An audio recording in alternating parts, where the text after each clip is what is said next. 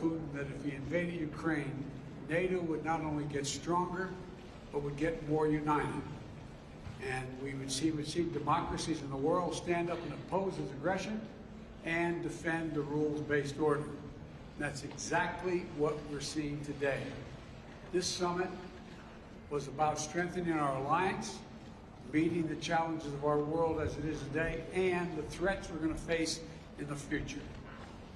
The last time NATO drafted a new mission statement was 12 years ago. At that time, it characterized Russia as a partner, and it didn't even mention China. The world has changed a great deal since then, and NATO is changing as well. At this summit, we rallied our alliances to meet both the direct threats of Russia poses to Europe and the systemic challenges that China poses to a rules-based world order. And we've invited 2 new members to join NATO. It was a historic act, Finland and Sweden, 2 countries with a long tradition of neutrality and choosing to join NATO. Some of the American press will remember when I got a phone call from the leader of Finland saying, could he come and see me? And he came the next day and said, will you support my country joining NATO? We got on the telephone. He suggested we call the leader of Switzerland. Switzerland, my goodness, I'm getting really anxious here about expanding NATO. Sweden. And what happened was, I got on the phone and she asked if she could come the next day to want to talk about joining NATO.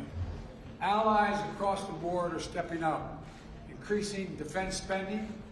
A majority of them are on track for the first time to exceed our 2% of GDP commitment that they made. They agreed to spend 2% of the GDP on defense.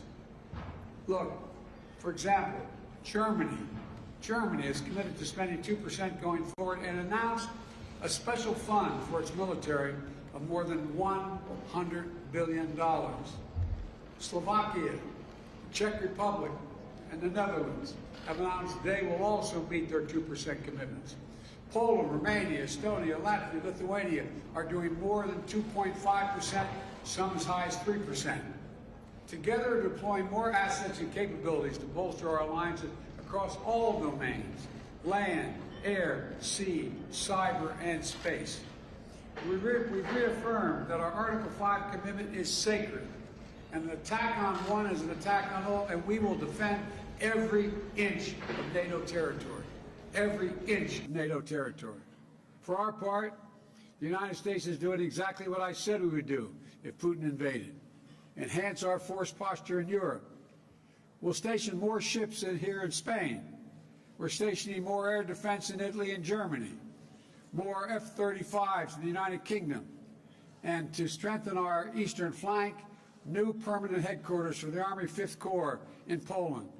In addition, an additional brigade combat team position in Romania, and additional rotational deployments in the Baltic countries. Things are changing to adapt to the world as we have it today. And all of this is against the backdrop of our response to Russia's aggression and to help Ukraine defend itself. The United States is rallying the world to stand with Ukraine. Allies and partners around the globe are making significant contributions. Secretary Austin just brought together more than 50 countries, pledging new commitments. And this is a global effort to support Ukraine. Nearly 140,000 anti-tank systems, more than 600 tanks, nearly 500 artillery systems, more than 600,000 rounds of artillery ammunition, as well as advanced multiple launch rocket systems, anti-ship systems, and air defense systems. And again, the United States is leading the way. We provided Ukraine with nearly $7 billion in security assistance since I took office. The next few days, we intend to announce more than $800 million more, including new advanced Western air defense systems for Ukraine, more artillery and ammunition, counter battery radars, additional ammunition for the HIMARS multiple launch rocket systems we've already given Ukraine, and more HIMARS coming from other countries as well. We also welcome for the first time our partners in the Indo-Pacific to participate in the NATO summit. As I indicated to Putin, his action would cause worldwide response. Bringing together democratic allies and partners from the Atlantic and the Pacific to focus on the challenges that matter to our future and to defend the rules-based order against the challenges, including from China.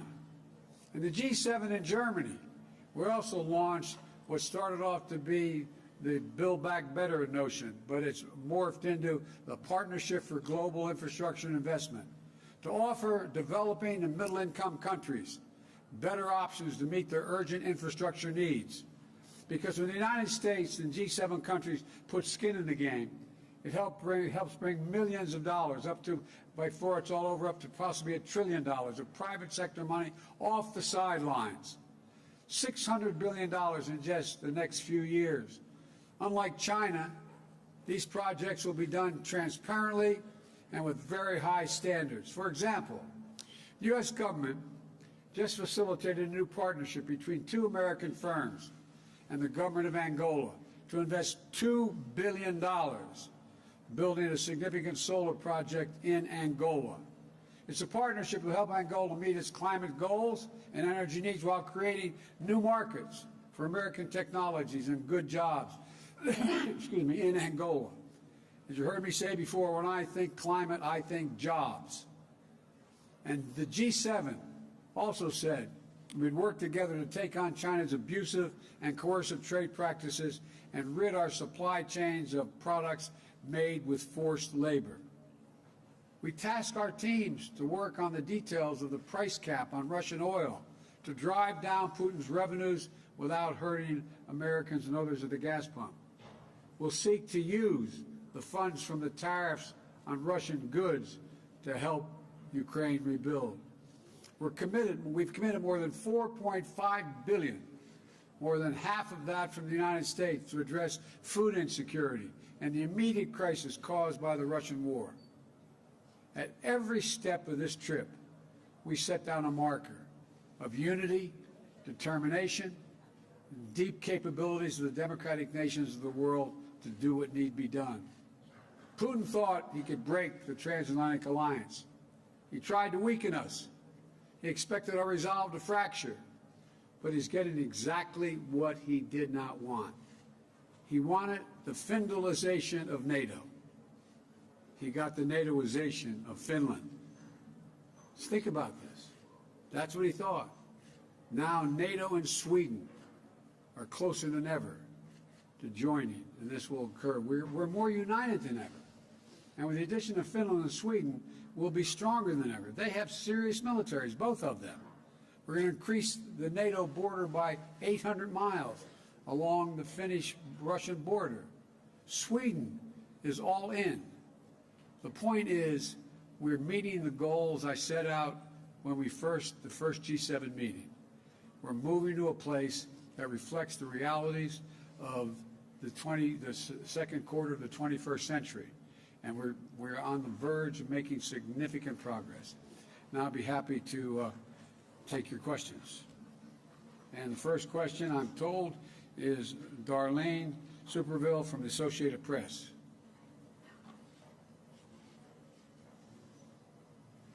Thank you, Mr. President. 2 questions, please. Of course. America is back was your motto at the first NATO summit last year, and you've come to this summit here and the one in Germany after the U.S. Supreme Court overturned constitutional protections for abortion, after the shootings in Buffalo and Texas, at a time of record inflation, and as new polling this week shows that 85% of the U.S. public thinks the country is going in the wrong direction. How do you explain this to those people who feel the country is going in the wrong direction, including some of the leaders you've been meeting with this week, who think that when you put all of this together, it amounts to an America that is going backward? They do not think that. You haven't found one person, one world leader to say America's going backwards. America's better positioned to lead the world than we ever have been. We have the strongest economy in the world. Our inflation rates are lower than other nations in the world. The one thing that has been destabilizing is the outrageous behavior of the Supreme Court of the United States in overruling not only Roe v. Wade, but essentially challenging the right to privacy. We've been a leader in the world in terms of personal rights and privacy rights, and it is a mistake, in my view, for the Supreme Court to do what it did. But I have not seen anyone come up to me do anything other than, nor have you heard them say anything other than, thank you for America's leadership. You've changed the dynamic of NATO and the G7. So I can understand why the American people are frustrated because of what the Supreme Court did. I can understand why the American people are frustrated because of inflation. But inflation is higher in almost every other country. Prices of the pump are higher in almost every other country. We're better positioned to deal with this than anyone, but we have a way to go. And the Supreme Court, we have to change that decision by codifying Roe v. Wade. There were some comments by some of your counterparts after the U.S. Supreme Court ruling.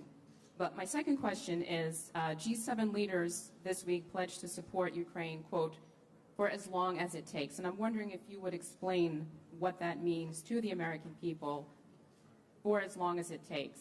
Does it mean indefinite support from the United States for Ukraine, or will there come a time when you have to say to President Zelensky that the United States cannot support his country any longer? Thank you. We are going to support Ukraine as long as it takes. Look at the impact that the war on Ukraine has had on Russia. They've had to renege on their national debt for the first time since the beginning, almost well over 100 years. They've lost 15 years of the gains they made in terms of their economy. They're in a situation where they're having trouble because of my imposition of dealing with what can be exported to Russia in terms of technology. They can't even, they're going to have trouble maintaining oil production because they don't have the technology to do it. They need American technology.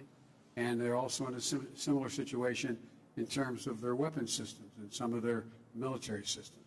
So they're paying a very, very heavy price for this. And just today, Snake Island is now taken over by the Ukrainians. So we are going to stick with Ukraine, and all of the allies are going to stick with Ukraine as long as it takes to, in fact, make sure that they are not defeated by Ukraine. I mean, excuse me, in Ukraine by Russia. And by the way, think of this. Ukraine has already dealt a severe blow to Russia.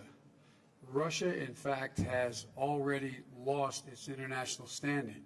Russia's in a position where the whole world's looking and saying, wait a minute, all this effort, you tried to take the whole country, you tried to take Kyiv, you lost, you've tried to take the Donbass and all of it, you haven't done that yet.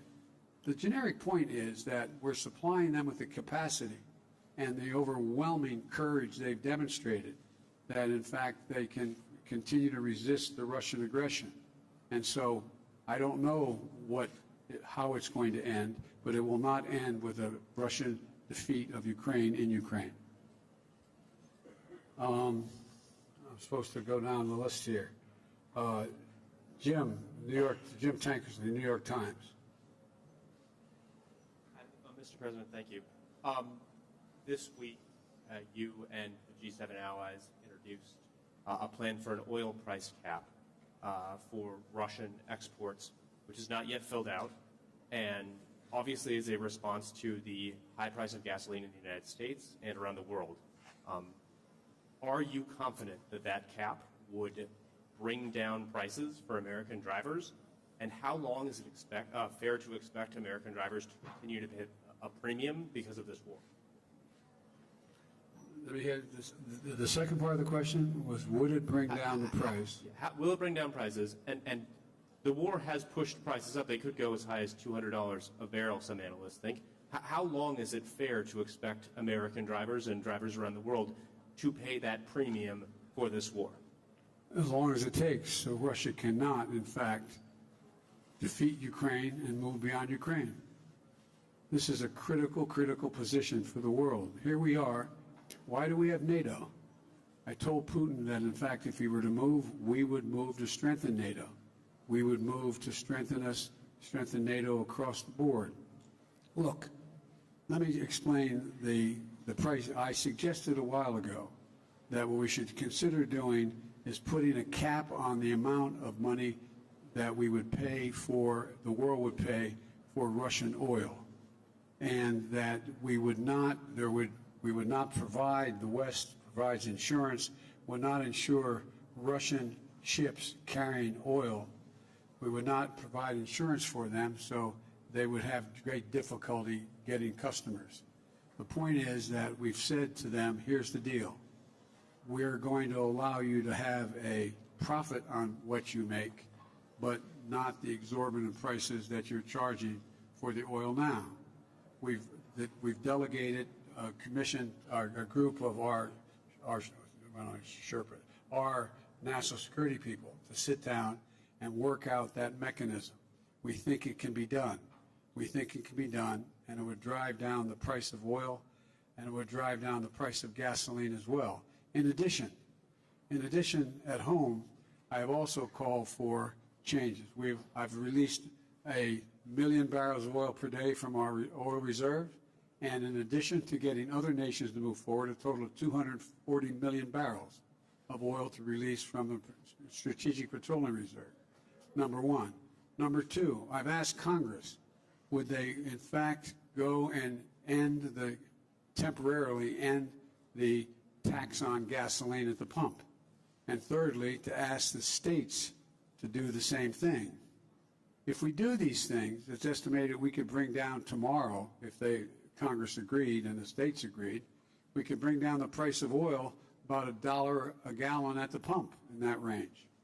And so we could have immediate relief in terms of the reduction of the elimination of temporary elimination of the gas tax.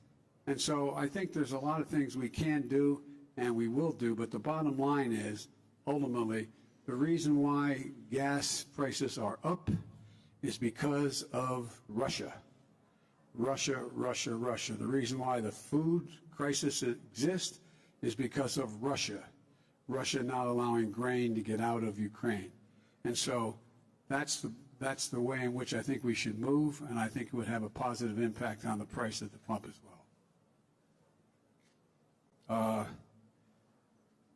Jordan Fabian, Bloomberg.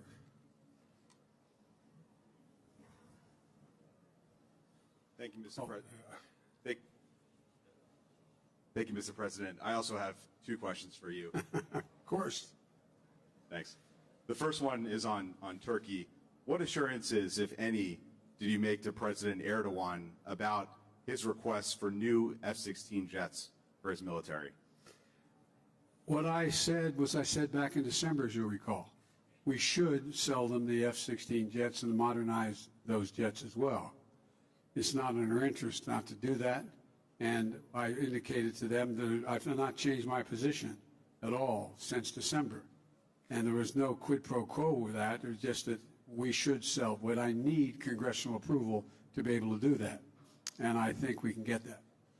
And my second question is on your trip to Saudi Arabia, which is coming up next month. As we just discussed, Americans are paying almost $5 a gallon nationally on average for gas. So do you expect to ask the Crown Prince or the King to increase oil production? And if so, how will you balance that with your desire to hold them accountable for their human rights abuses? Well, first of all, that's not the purpose of the trip. The purpose of the trip, first of all, I'm starting off on that trip in Israel. And the Israelis believe it's really important that I make the trip. In addition to that, what we're trying to do is the G7. It's the Gulf states +3, and so I'm sure that it's in Saudi Arabia, but it's not about Saudi Arabia. It's in Saudi Arabia, and so there's no commitment that is being made, or I'm not even sure. I guess I will see the King and the Crown Prince. But that's not the meeting I'm going to. They'll be part of a much larger meeting. And what we're talking about in dealing with that trip is that before I go, I'm, as I said, going to Israel to meet with the Israeli leaders to affirm the unbreakable bond Israel and the United States have. And part of the purpose is the trip to the Middle East is to deepen Israel's integration into the region, which I think we're going to be able to do, and which is a good for peace and good for Israeli security. And that's why Israel leaders have come out so strongly for my going to Saudi. But the overall piece here is we're also going to try to reduce the deaths and the war that's occurring. I mean, there's a whole range of things that go well beyond anything having to do with Saudi in particular. But if you were to see the Crown Prince or the King, would you ask them to increase oil production? No, I'm not going to ask. I'm going to ask. All the Gulf states are meeting. I've indicated to them that I thought they should be increasing oil production generically, not to the Saudis particularly. And I think I hope we see them in their own interest concluding that makes sense to do. And, they have real concerns about what's going on in Iran and other places in terms of their security as well, all of them.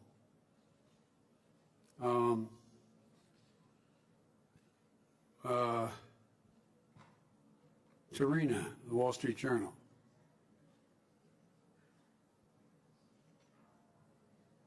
Thank you, Mr. President. I'm going to keep the trend and also ask two questions, if that's okay.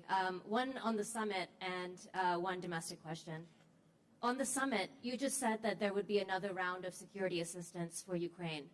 After hearing President Zelensky's assessment that the war needs to end before the winter, are you changing your calculation in terms of the pace of the assistance and what kind of assistance you're sending to Ukraine?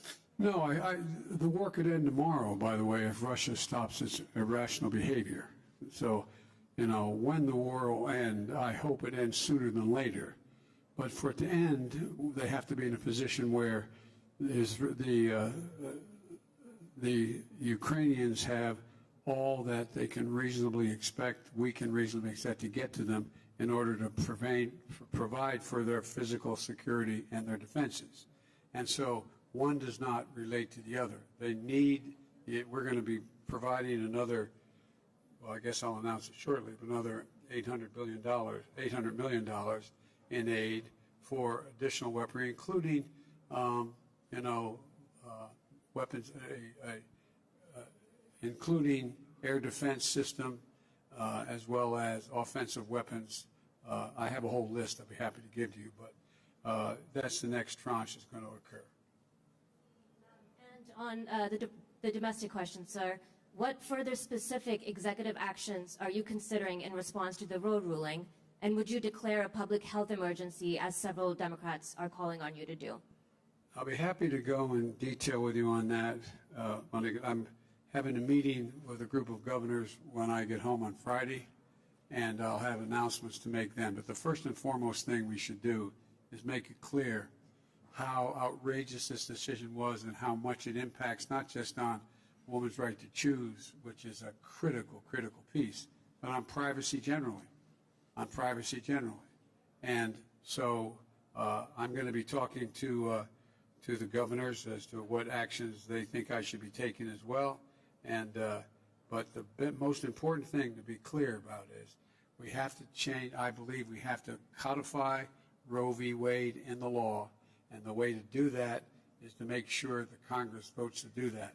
And if the filibuster gets in the way, it's like voting rights. It should be. We provide an exception for this. Require an exception to the filibuster for this action to deal with the Supreme Court decision. Hang on, I got one more here. Kelly O'Donnell, NBC. Thank you, Mr. President. Well, you just made some news saying you would support changing the filibuster rules to codify abortion rights broadly across the country. Right to privacy, not just abortion rights, but yes, abortion rights. Can you describe for us, sir, many Americans are grappling with this. What is your sense today about the integrity and the impartiality of the Supreme Court? Should Americans have confidence in the court as an institution? And your views on abortion have evolved in your public life. Are you the best messenger to carry this forward when Democrats, many of them, many progressives, want you to do more? Yeah, I am. I'm the President of the United States of America. That makes me the best messenger. And I really think that it's a serious problem that the court has thrust upon the United States, not just in terms of the right to choose, but in terms of the right to who you can marry, a whole range of issues relating to privacy. And I have written way back a number of law review articles about the Ninth Amendment and the 14th Amendment and why the privacy is considered as part of a constitutional guarantee. They've just wiped it all out. And so I'm the only president they got, and I feel extremely strongly that I'm going to do everything in my power, which I legally can do in terms of executive orders, as well as push the Congress and the public. The bottom line here is, if you care, if the polling data is correct, and you think this decision by the court was an outrage or a significant mistake, vote. Show up and vote. Vote in the off year and vote, vote, vote. That's how we'll change it. All right, guys. No, there's no such thing as a quick one. I'm out of here. Thank you all very much.